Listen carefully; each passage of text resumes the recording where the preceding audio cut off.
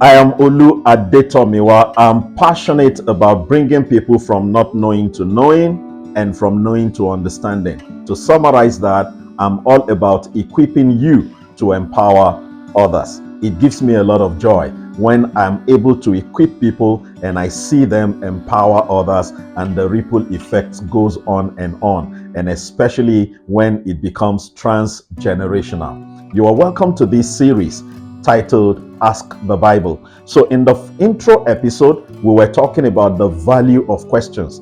If there were no questions in life, there would be no answers. And if no answers, there will be no discoveries. And if there were no discoveries, then recovery would have been an impossibility.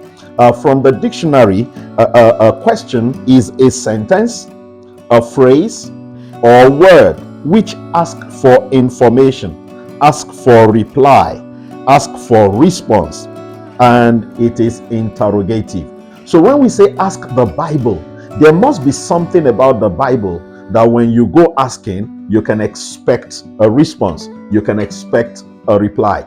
The Bible is more than a religious text. It is not a religious text.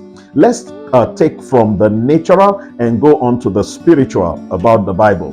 The Bible was written, it has writers. It has writers who wrote the Bible, but it has only one author. The many writers, were about 40 of them, lived in a period spanning over 1800 years, almost 2000 years. And that simply means some of them never lived in the same generation to have met each other. Yet, their writings put together gives us a book library of 66 other books in it, and not even a single contradiction. The things that look like contradiction that many people have carried around as contradiction to disprove the Bible is just a revelation of how limited their understanding is. All they need is to take another look at it, or to humble themselves and be taught by people who can bring them from ignorance to knowledge and from knowledge to understanding. Yet, 66 books, 40 writers, people who lived at different times spanning 1,800 and something years, yet no contradiction. Now you see, if there is a book that has many witnesses, as many as 40 of them, and all they said sums up together and makes sense, wouldn't you want to believe that book? If I brought a book and I have no witness, you have a lot of doubt. But when there are several witnesses, not just two, not just three, but 40 witnesses, then you can safely believe a book like that. And that's the reason why these vital questions of life, we want to ask the book that we can trust. We want to ask questions like, why do I have a body? You know, there are spirits. It is not all beings that are physical. There are invisible beings. They are real, but they are not perceptible to touch. So why am I a being that has a body? Why wasn't I made some spirit or invisible being?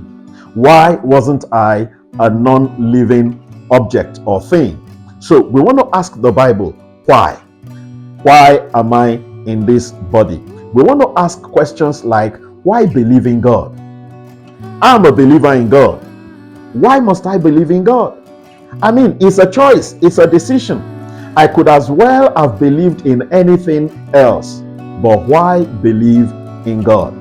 We want to ask questions like, why is it that certain things have happened to us and we wished something changed the happening? We wished those things didn't happen like they did. Why is it that not everything changes? We want to ask questions like, is it true? Is it really true that prayer changes things? Oh, we need to ask that question. Somebody might religiously say, oh, why should you ask if prayer changes things? Yeah, because I have prayed sometimes and the things I prayed to change did not change. I'm telling you for a fact, I'm a witness to the fact that not every time I prayed The things I prayed about change. So we need to ask why. There is a why. And honestly, the why is a good news that you don't want to miss. We want to also ask questions like, what is life?